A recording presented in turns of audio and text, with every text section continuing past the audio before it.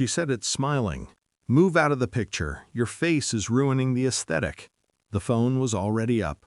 Her friends already posed. The cake candles were still burning. I saw myself reflected in the glass of the patio door. Soft shoulders, polite posture, a man who had learned to make himself small. So I stepped out of frame. I kept walking, past the balloons, past the gift table, past the laughter that didn't bother to stop. I took my keys, got in my car, and drove away without looking back. I didn't slam anything. I didn't shout. That's the part she never understood. Silence was always my sharpest tool. We met when she needed stability, and I needed belief. She called me her calm, her anchor. I paid attention to details because she said no one ever had. I listened because she talked like she was running out of time. We built a life that looked deliberate from the outside. Apartment, routines, photos that suggested happiness instead of proving it. I trusted her because she curated trust. She knew exactly how to perform it. The changes were small. They always are. Her phone went face down. Her laugh became practiced. Our conversations shortened, like she was conserving energy for somewhere else.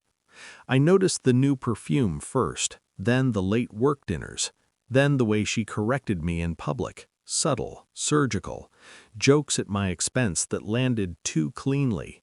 Her friends laughed too fast.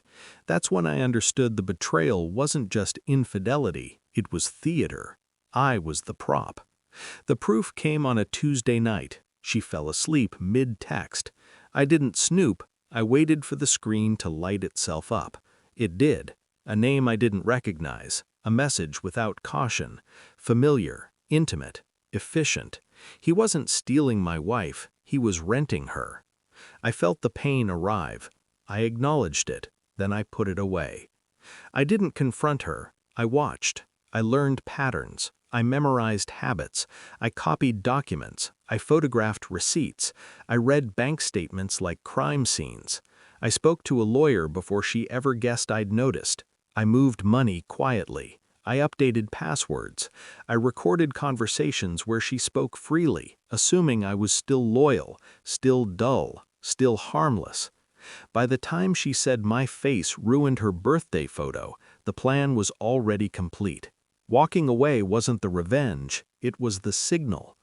That night, while she cried loudly enough for witnesses, my email inbox filled itself. Legal notices sent, accounts frozen, only the joint ones, strategically. A calendar invite for mediation scheduled before she could control the narrative. I didn't block her, I let the messages pile up. Panic has a sound. It vibrates. Her friends chose sides quickly. They always do when the story is clean. But the story wasn't clean. I made sure of that. I released nothing publicly. I didn't need to. Truth travels faster when it doesn't beg for attention. Screenshots reached the right people, the right time, always anonymously, always factual. When we finally sat across from each other, she tried softness, then anger, then nostalgia. I stayed still. I slid the folder across the table and watched her read herself for the first time. Each page peeled something off her. She looked smaller. That was new. "You planned this," she said. "No," I thought. "I finished it." The affair partner disappeared once the money stopped being decorative. Her friends grew distant when the charm wore thin. The aesthetic cracked. Turns out it's hard to curate a life when the foundation files for divorce. That night, one of her friends texted me. She's still crying.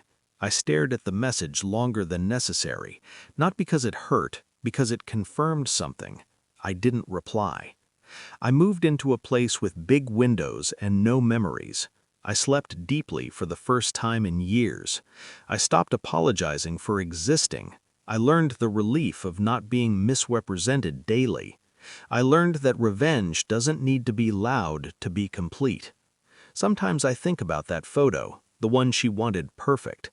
I imagine the frame, everyone smiling, the empty space where I stood. That's the truth of it.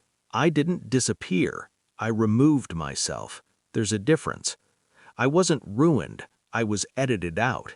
And the moment she realized that, truly realized it, was the moment everything she built collapsed under its own performance. Justice doesn't always come with fire. Sometimes it arrives quietly, carrying paperwork, patience, and a man who finally knows his worth. I drove away that night without looking back. I never needed to.